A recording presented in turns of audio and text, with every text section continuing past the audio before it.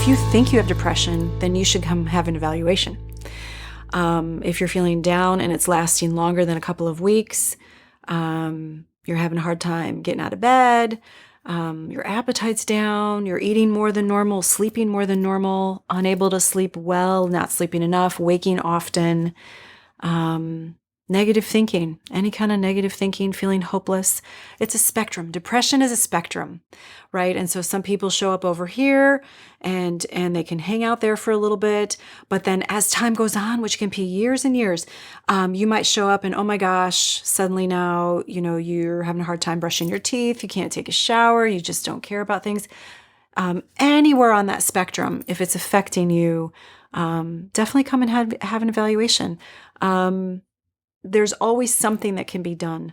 I often describe depression as, when you were a little kid and you put a leaf in, around a drain, you watch the water going down the drain and you'd put a leaf in it and on the outside it looked like it was going really slow. But then over time, as it got closer and closer to the drain, it's going faster, faster. To me, that's depression. It can be hanging out for a long time. And so often, we ignore that stuff. Because we're able to still function, we're able to still do what we need to do. But then suddenly, something happens, whether it's, an event, a trigger, or you're just nearing that drain. All of those times, there's no right or wrong time for the evaluation. There's no judgment. It's just, hey, this is where I'm at right now. What can we do about it? So if you even think you have depression, I have a couple of those scales, measuring scales. They're questionnaires on my website.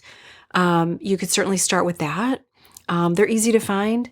And that maybe would help for you to identify, if you don't know exactly what you're feeling even, having those words to identify those feelings oftentimes is what people are missing. We sometimes struggle. Our parents weren't super great at maybe, helping us understand our emotions, and that's what parents are supposed to do.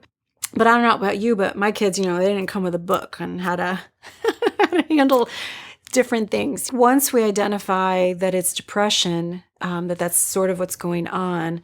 Depression it's not a label that you carry around with you the rest of your life. These things, they ebb and flow. Just like I said, it's on a spectrum. And so I want to be really careful when we say, hey, this is what this is, but so we treat what we see. So to me, if you're not sleeping well, then we work on the sleep. Whether it's, we're trying supplements or you're having a snack before bed.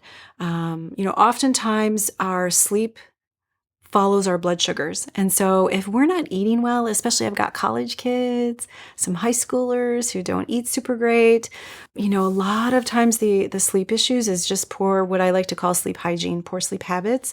So that is an absolute place I start, right? And so here we're talking about depression, but we have this sleep issue. So, we got to look at that as well with the hopes to eventually get into the mood issue as well. The integrative approach combines the traditional medical model as well as a holistic model, hence integrating them. It's not fully holistic, poo-pooing meds, no meds, which, or we have only meds. Oh my gosh, that stuff is, voodoo witchcraft. That's not my approach. So I believe that integrating the two is just absolutely necessary in our current culture and our times right now. So I think that we're missing the boat if we're not including all of these things. And maybe to some degree, a lot of other providers might say, well, that's just a given, or that's just, these people, people should be doing these things already. And that might be true, but I'm finding that people often aren't motivated enough to do it. If they don't feel good,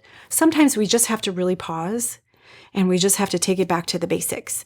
And so having that integrative piece, I believe, and really listening, as I said before, listen, and then speak. That is the way that we're going to really meet you where you're at to induce healing. So you might come in here and think, well, I just need meds because, genetically speaking, my mom had depression and my grandma and my dad and all my brothers and everybody's on antidepressants. And it's just the way it's going to be for me too. And you know what? To some degree, that's actually true.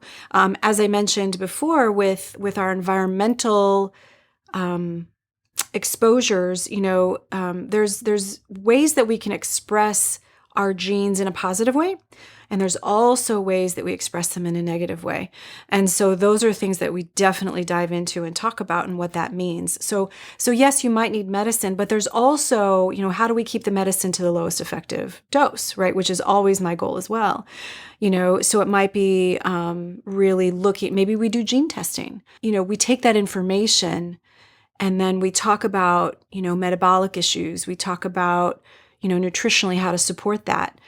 Because not everybody metabolizes things differently. The other thing is a gut issue. A lot of people, because of the unfortunate piece of our farming practice, we could go all down the trail of how we get the food we get on our table and how it got there. But those things also play a part into how we express our genes, which can affect our mood. And so, yes, to some degree, there is a genetic piece, but it's not all genetic. A lot of it is environmental, lifestyle, and those are things that we definitely need to explore when it comes to depression.